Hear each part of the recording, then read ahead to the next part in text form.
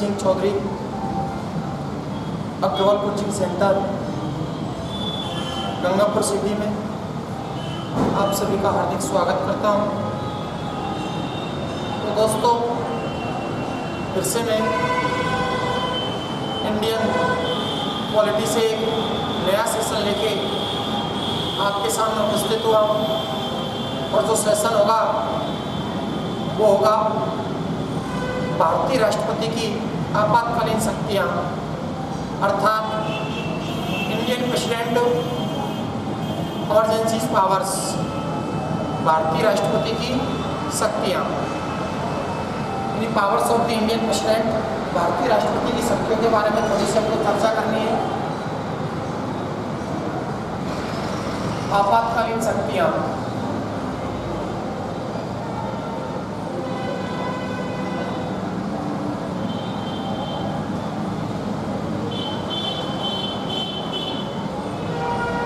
राष्ट्रपति की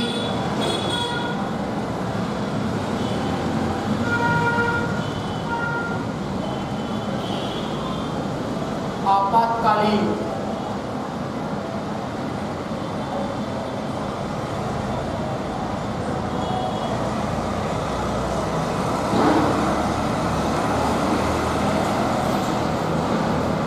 शक्तियाँ।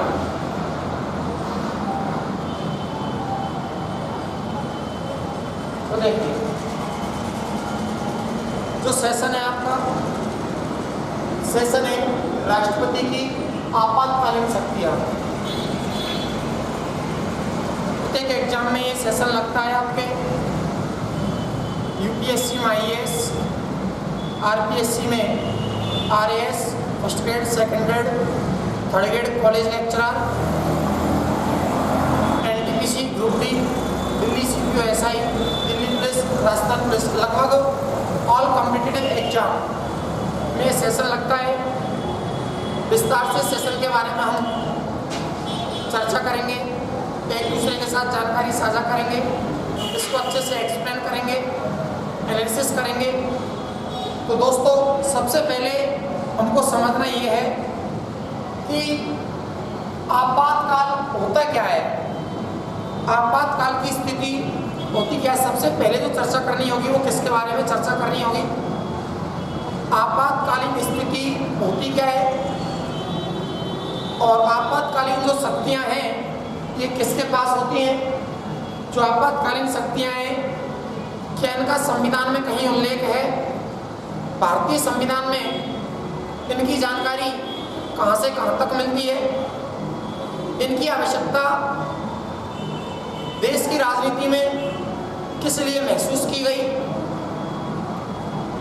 इनके प्रकार क्या है, आपातकाल के प्रकार क्या है, कितने प्रकार का आपातकाल होता है, अगर इसके प्रकार हैं तो वो कौन कौन से आपातकाल है, और अब तक भारतवर्ष की राजनीति में किस प्रकार के आपातकाल अब तक लग चुके हैं और आपातकालीन व्यवस्थाओं ने इस भारतवर्ष की राजनीति को किस प्रकार से प्रभावित किया है।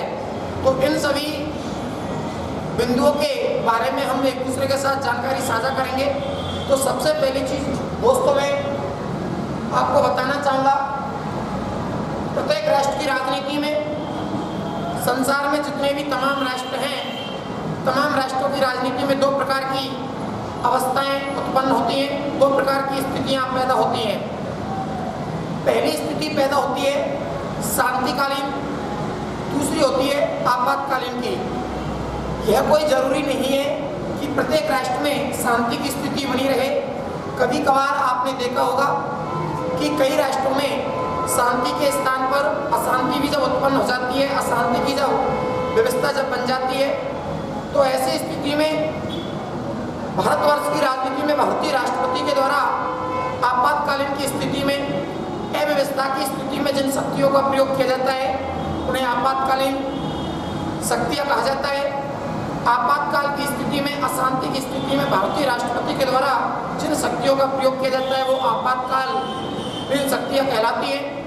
और भारतीय राष्ट्रपति की आपातकालीन शक्तियों का जो उल्लेख मिलता है वो भारतीय संविधान के आपातकालीन शक्तियों को उल्लेख भारतीय संविधान के भाग 18 के अनुच्छेद 352 से 360 तक मिलता है। इनका उल्लेख भारतीय संविधान के भाग 18 में अनुच्छेद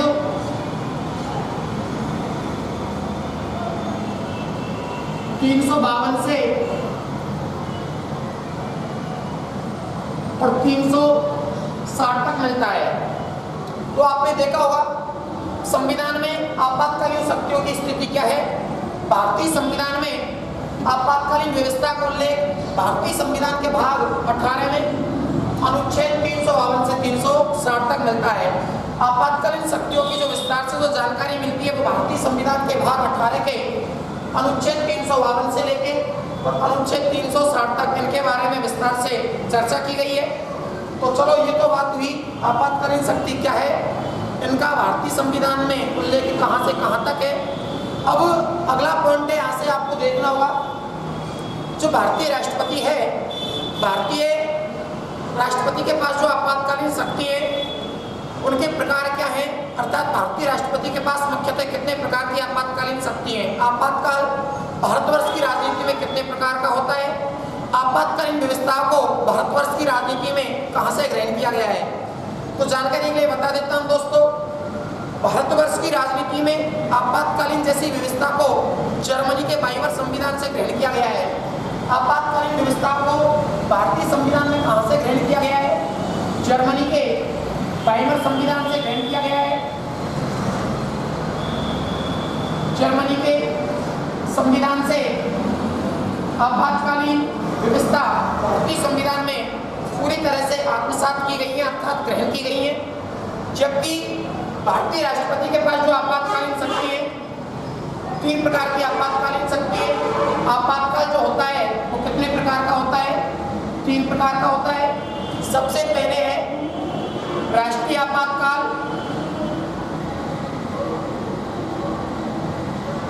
राष्ट्रीय आपातकाल। आपातकाल का दूसरा प्रकार है राज्य आपातकाल। राज्य आपातकाल। आपातकाल का जो तीसरा प्रकार है वो है द्वितीय आपातकाल। द्वितीय आपातकाल। तो थोड़ा सा चीजों को समझिए। भारतवर्ष में जो आपातकालीन व्यवस्था है, भारतीय राष्ट्रपति के पास मुख्यतः 3 प्रकार की आपातकालीन शक्ति है। सबसे पहले राष्ट्रीय आपातकाल है, इसके बाद राज्य आपातकाल है। तो मित्रों, मैं आपको यहाँ इसके बारे में कुछ और बताना चाहूँगा। राज्य आपातकाल को व्यवहारिक रूप से भारतवर्ष की राजनीति में राज्य में राष्ट्रपति शासन के नाम से भी जाना जाता है। राज्य आपातकाल को राज्य में राष्ट्रपति शासन, राष्ट्रपति शासन के नाम से भी संबोधित किया जाता है। जबकि आपातकाल का जो तीसरा प्रकार है वो है द्वितीय आपातकाल, अर्थात Indian constitution part acting under 2 article 352 to 316 Indian president of emergency powers tax 3rd, अर्थात भारतीय राष्ट्रपति के पास जो आपातकालीन शक्तियां हैं वो 3 है। सबसे पहले नेशनल इमरजेंसी अर्थात राष्ट्रीय आपातकाल, इसके बाद स्टेट इमरजेंसी राज्य आपातकाल, इसके बाद फाइनेंस इमरजेंसी अर्थात वित्तीय आपातकाल। और भारतीय संविधान में आपातकाल की व्यवस्था को कहां से ग्रहण किया गया है, जर्मनी के संविधान से ग्रहण किया गया है। अब देखना ये होगा कि आपातकाल का जो उल्लेख मिलता है वो कहां से कहां तक मिलता है। भारतीय संविधान के अनुच्छेद 352 से 360 तक मिलता है। थोड़ा मैं आगे समझने का प्रयास हमको यह करना होगा कि राष्ट्रीय आपातकाल का उल्लेख भारतीय संविधान के किस अनुच्छेद में मिलता है। राष्ट्रीय आपातकाल का उल्लेख भारतीय संविधान के अनुच्छेद 352 में मिलता है, जबकि राज्य आपातकाल अर्थात राज्य में राष्ट्रपति शासन का उल्लेख भारतीय संविधान के अनुच्छेद 356 में मिलता है, जबकि द्वितीय आपातकाल का उल्लेख भारतीय संविधान के अनुच्छेद 360 में मिलता है। तो सबसे पहले आप बेसिक को समझिए दोस्तों। राष्ट्रीय आपातकाल का जो उल्लेख मिलता है वो भारतीय संविधान के किस अनुच्छेद में मिलता है? राष्ट्रीय आपातकाल का उल्लेख भारतीय संविधान के अनुच्छेद 352 में मिलता है। राज्य आपातकाल का उल्लेख भारतीय संविधान के अनुच्छेद 356 में मिलता है, जबकि मित्रों द्वितीय आपातकाल का उल्लेख भारतीय संविधान के अनुच्छेद 360 में मिलता है। अब भारतवर्ष की राजनीति पे आपातकालीन व्यवस्था को विस्तार से समझने के लिए सबसे पहले हमको देखना यह है कि आखिर में भारतवर्ष की राजनीति में राष्ट्रीय आपातकाल क्यों लगता है, अर्थात इसका रीजन क्या है, राष्ट्रीय आपातकाल लगने का कारण क्या है। भारत में राष्ट्रीय आपातकाल क्यों लगता है, भारत में राज्य आपातकाल लगने के पीछे जो वजह है वो क्या है, क्या कारण है जिसके चलते राज्य में राज्य आपातकाल अर्थात राज्य में राष्ट्रपति शासन लगाया जाता है, और देश में क्या वजह है कि द्वितीय आपातकाल की घोषणा भारतीय राष्ट्रपति के द्वारा की जाती है। तो सबसे पहले हम समझने का प्रयास करेंगे कारण, रीजन। कारण किसका, राष्ट्रीय आपातकाल लगने का कारण क्या है, राज्य आपातकाल का कारण क्या है, और द्वितीय आपातकाल का कारण क्या है।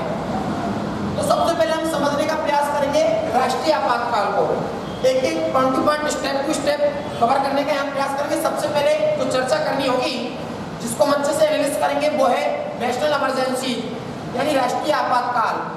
प्रावधान है 352 में, कारण क्या है। तो दोस्तों जानकारी के लिए मैं बताना चाहूंगा, भारतवर्ष की राजनीति में राष्ट्रीय आपातकाल लगने के जो मुख्यतः जो कारण है वो 3 है। भारतवर्ष की राजनीति में जो राष्ट्रीय आपातकाल लगता है, राष्ट्रीय आपातकाल लगने के जो मुख्य जो मुद्दे हैं, जिनके चलते भारतवर्ष में जो मुख्य जो कारण हैं, जिनके चलते भारतवर्ष में राष्ट्रीय आपातकाल की घोषणा की जाती है, वो 3 ही है।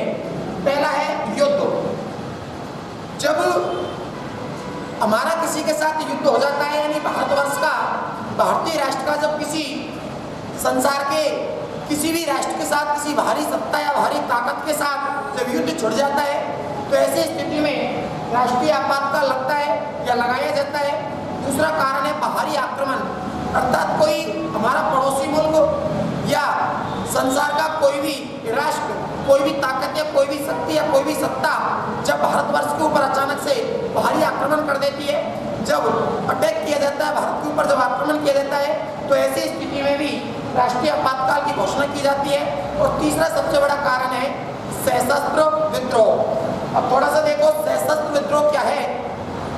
सशस्त्र विद्रोह क्या है, जब हमारी सेना हमारे खिलाफ, हमारी भूमि पर, हमारे देश में, हमारे हथियारों से हमारे खिलाफ, हमारे लोगों के खिलाफ क्या कर देती है, विद्रोह कर देती है, विद्रोह का बिगुल बजा देती है। तो ऐसी स्थिति में अर्थात सशस्त्र विद्रोह की स्थिति में भारतवर्ष की राजनीति में राष्ट्रीय आपातकाल की क्या की जाती है, घोषणा। तो राष्ट्रीय आपातकाल लगने के जो मैंने कारण बताए हैं आपको, राष्ट्रीय आपातकाल के मुख्यतः कितने कारण होते हैं, 3 होते हैं। राष्ट्रीय आपातकाल का जो पहला कारण है वो है युद्ध। युद्ध, दूसरा है प्रवाह आक्रमण, तीसरा है सशस्त्र विद्रोह। सशस्त्र विद्रोह, इन 3 स्थितियों में भारतवर्ष में राष्ट्रीय आपातकाल लगाया जाता है या लगता है। पहला कारण है युद्ध, दूसरा कारण है बाहरी आक्रमण, तीसरा कारण है सशस्त्र विद्रोह। अब थोड़ा सा हमको समझना होगा। तो दोस्तों इसके बारे में आपको बताना चाहूंगा, जो सशस्त्र विद्रोह जो शब्द है ये मूल संविधान में उल्लिखित नहीं है। जब भारतीय संविधान को 26 जनवरी 1950 को पूरी तरह से भारतवर्ष में जब लागू किया गया और भारतीय संविधान 26 नवंबर 1949 मिति मार्क्सिस शुक्ला सप्तमी संवत 2006 विक्रमी को जब पूरी तरह से बनकर तैयार हुआ, तो उस समय भारतीय संविधान में अर्थात भारतवर्ष की राजनीति में, इंडियन कॉन्स्टिट्यूशन में सशस्त्र विद्रोह शब्द नहीं था, इसके स्थान पर एक दूसरा शब्द था, उस शब्द का नाम था आंतरिक अशांति। इस सशस्त्र विद्रोह शब्द के स्थान पर पहले किस शब्द का प्रयोग किया गया था? आंतरिक अशांति शब्द का प्रयोग किया गया। लेकिन भारतवर्ष की राजनीति में सशस्त्र विद्रोह को शब्द जोड़ा गया, ये 44वें संविधान संशोधन 1978 के तहत जोड़ा गया। तो याद रखना, सशस्त्र विद्रोह जो शब्द को भारतीय संविधान में जोड़ा गया है, ये 44वें संविधान संशोधन 1978 के तहत भारतवर्ष की राजनीति में या भारतीय संविधान में शब्द को जोड़ा गया है। जबकि 1978 से पहले भारतवर्ष की राजनीति में सशस्त्र विद्रोह के स्थान पर आंतरिक अशांति शब्द का क्या किया जाता था? प्रयोग किया जाता था। तो इन चीजों को भी आपको ध्यान रखना होगा मित्रों। आगे बढ़ते हैं, थोड़ा सा देखिए। कारण के बाद में आपको कवर करना है, कारण के बाद में कवर करना है उद्घोषणा।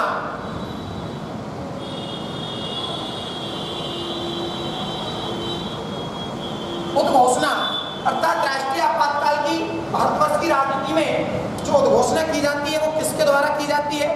किसकी सिफारिश पर की जाती है? किससे विचार विमर्श किया जाता है? किससे सलाह ली जाती है? तब जाकर कहीं भारतवर्ष की राजनीति में भारतीय राष्ट्रपति के द्वारा आपातकाल लगाया जाता है। और जो भारतीय राष्ट्रपति के द्वारा उद्घोषणा की जाती है तो किसकी सिफारिश के आधार पर की जाती है? किसके द्वारा सिफारिश दी जाती है? किसके द्वारा सलाह या विचार विमर्श किया जाता है? किसके द्वारा परामर्श दिया जाता है? जो परामर्श दिया जाता है, जो सूचना दी जाती है, वो मौखिक रूप से दी जाती है, लिखित रूप से। इन सभी तथ्यों के बारे में, फैक्चुअल के बारे में हम विस्तार से चर्चा करने वाले हैं।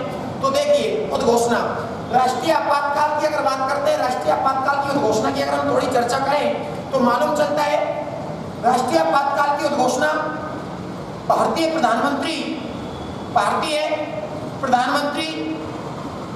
व मंत्रिपरिषद की लिखित सलाह पर, मंत्रिपरिषद की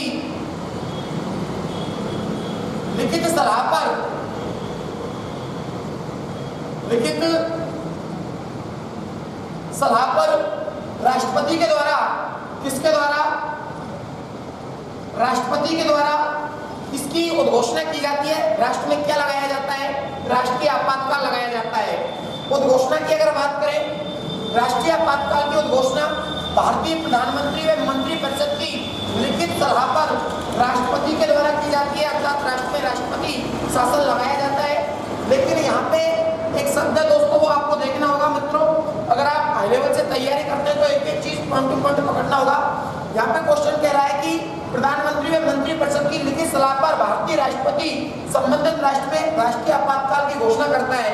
लेकिन यहाँ पे जानकारी में मैं बताना चाहूंगा, जो लिखित जो सलाह जो शब्द है, लिखित सलाह शब्द, ये 44वें संविधान संशोधन 1978 के तहत जोड़ा गया है।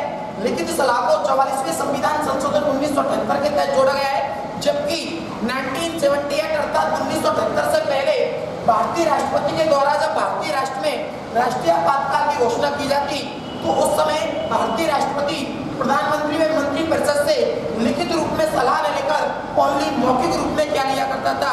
सलाह लिया करता था। जब प्रधानमंत्री मौखिक रूप से किसको सूचित कर देता, अगर भारतीय राष्ट्रपति को मौखिक रूप से सूचित कर देता तो ऐसी स्थिति में भारतीय राष्ट्रपति के द्वारा भारतवर्ष की राजनीति में राष्ट्रीय आपातकाल की क्या की जाती? घोषणा की जाती। तो पहले मौखिक रूप से सूचना दी जाती, मौखिक रूप से सलाह दी जाती, लेकिन वर्तमान भारतीय राजनीति में लिखित रूप से सूचना दिया जाना अनिवार्य कर दिया गया है। और ऐसी जो व्यवस्थाएं की गई है भारतवर्ष की राजनीति में, वो 44वें संविधान संशोधन 1978 के तहत की गई है। अब उद्घोषणा के बाद देखना होगा आपको अनुमोदन, उद्घोषणा का अनुमोदन, उद्घोषणा का अनुमोदन, ये क्या चीज है भाई? उद्घोषणा का अनुमोदन कैसी व्यवस्था है भारतवर्ष की राजनीति में? तो मैंने आपको स्टार्टिंग में ही बताया, विस्तार से हमको चर्चा करनी है, मैंने पहले ही बता दिया। यूपीएससी लेवल से हम सेशन को लेकर चल रहे हैं, आईएएस लेवल से सेशन को लेकर चल रहे हैं। उद्घोषणा का अनुमोदन क्या है? उद्घोषणा की अगर बात करें, उद्घोषणा का अनुमोदन यानी भारतीय राष्ट्र में भारतीय संविधान के अनुच्छेद 352 के तहत राष्ट्रपति के द्वारा जो राष्ट्र में राष्ट्रीय आपातकाल लगाया जा रहा है, क्या वो सही लगाया जा रहा है या गलत लगाया जा रहा है? क्या राष्ट्रीय आपातकाल क्या राष्ट्रीय आपातकाल लगाने के लिए भारतीय राजनीति में इसकी आवश्यकता है? क्या भारतीय राजनीति अपने आप को अपंग महसूस कर रही है, अपहज महसूस कर रही है, जिसके चलते राष्ट्रीय आपातकाल लगाना जरूरी हो जाता है? तो कहाँ तक ये बात सही है, कहाँ तक राजनीति के अंतर्गत भारतवर्ष में राष्ट्रीय आपातकाल लगना है, कहाँ तक नहीं लगाना है? तो ये चीज की जो जिम्मेदारी होती है, इन चीजों की विचार विमर्श की जो जिम्मेदारी होती है वो संसद की होती है। और संसद को इस बात की जानकारी दी जाती है कि राष्ट्र में भारतीय राष्ट्रपति के द्वारा जो आपातकाल लगाया जा रहा है वो सही लगाया जा रहा है या गलत लगाया जा रहा है। सही गलत का निर्णय नैतिकता का, अनैतिकता का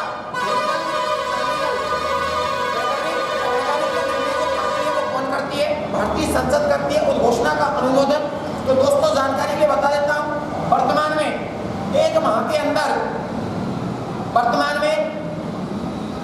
के भीतर या एक माह के अंदर भारतीय संसद के दोनों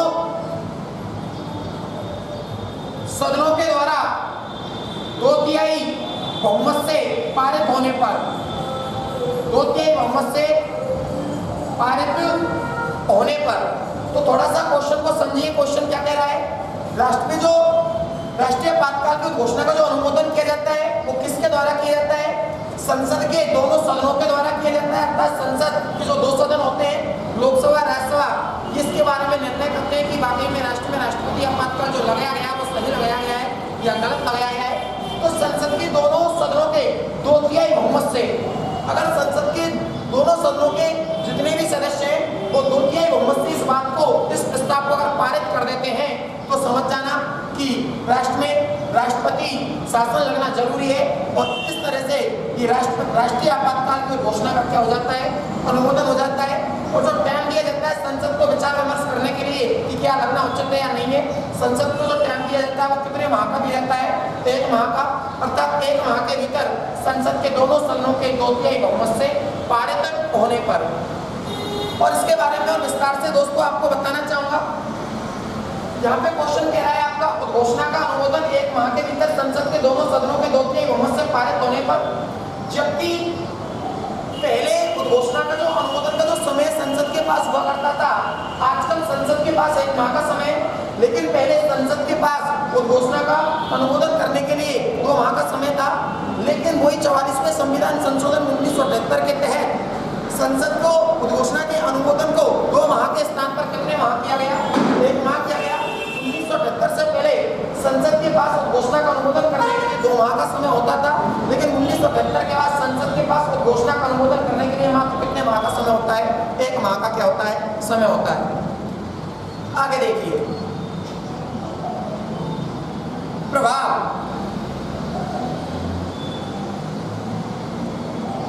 अब माना कि राष्ट्र में राष्ट्रीय आपातकाल लग गया, संसद ने इस बात का प्रस्ताव पारित कर दिया कि वाकई में राष्ट्र में राष्ट्रपति शासन लगना उचित है, नैतिकता है, ऐसी देश को आवश्यकता है, राष्ट्र को आवश्यकता है।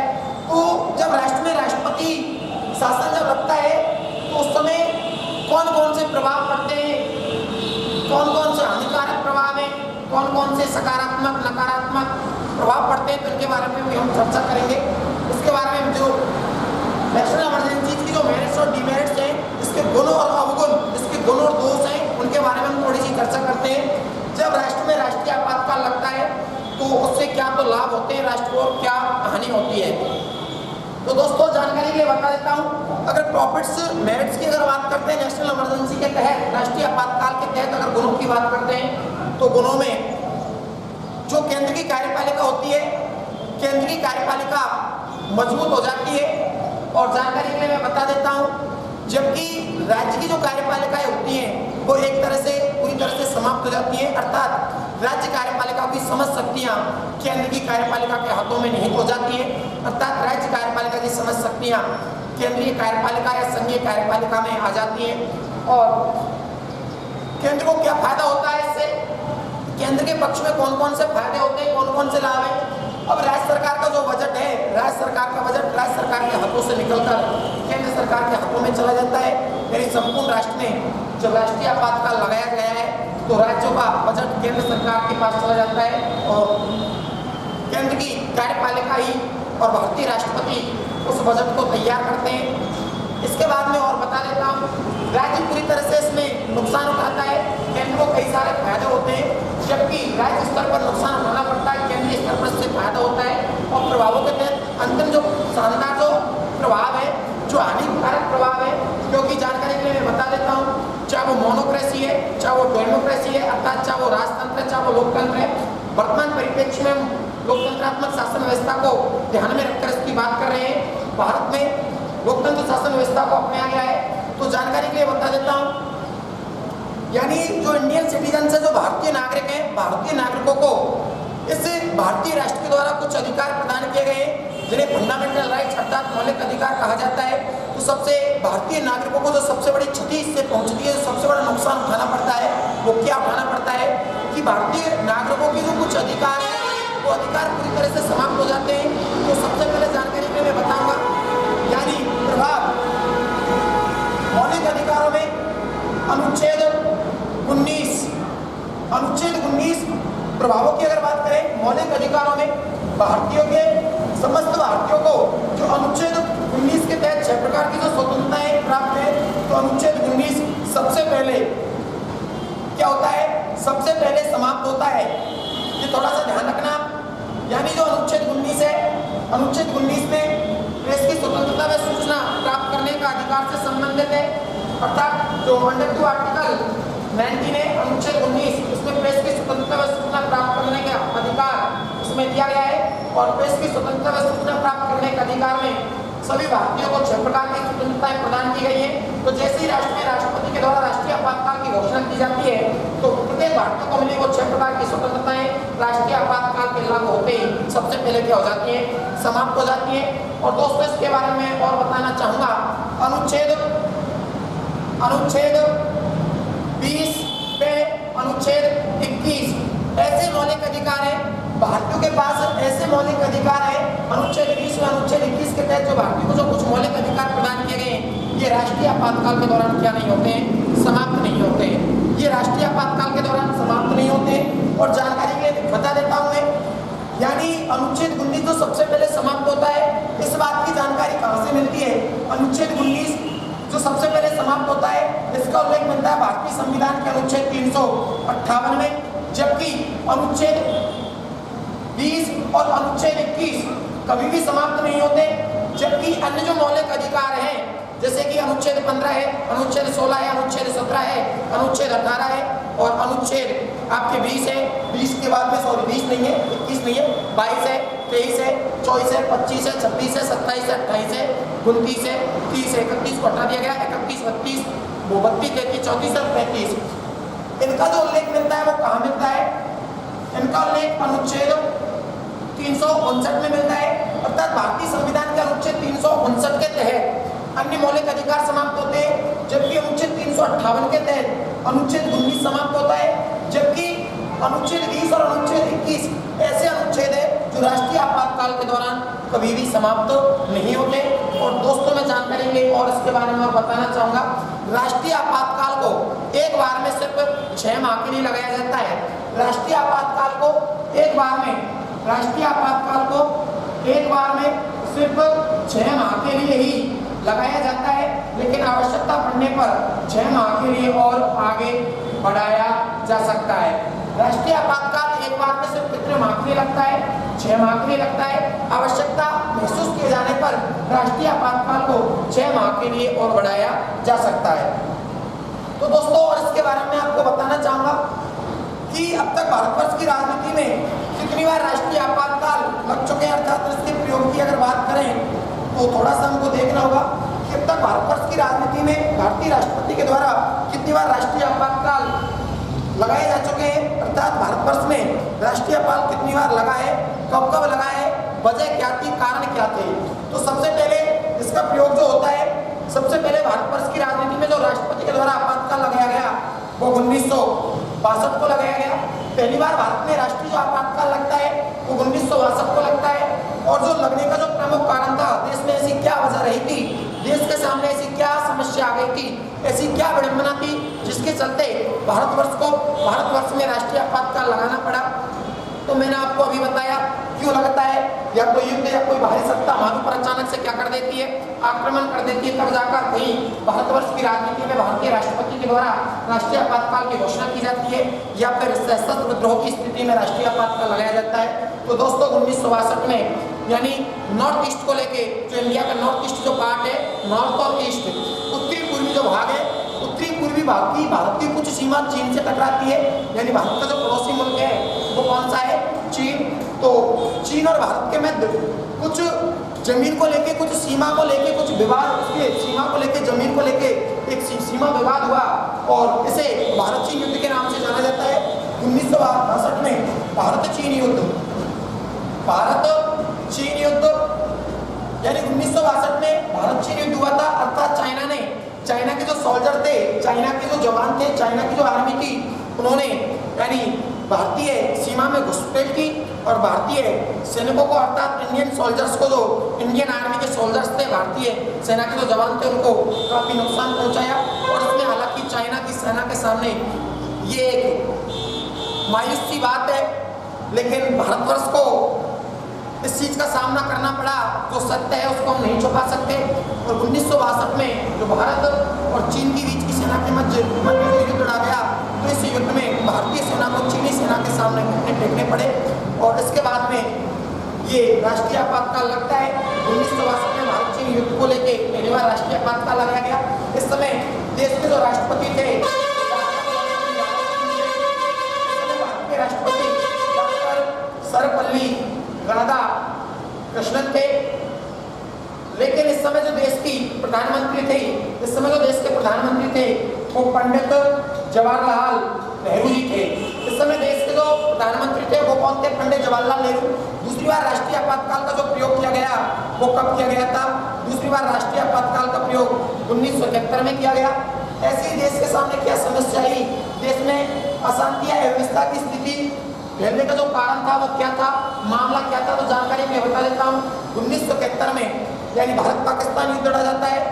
1971 में भारत और पाकिस्तान युद्ध लड़ा गया और जानकारी मैं बता देता हूँ जो युद्ध लड़ा गया किसको लेकर लड़ा गया था। भारत का जो पड़ोसी मुल्क है, भारत के उत्तर पश्चिम में पाकिस्तान है, जबकि भारत के पूर्व में बांग्लादेश है।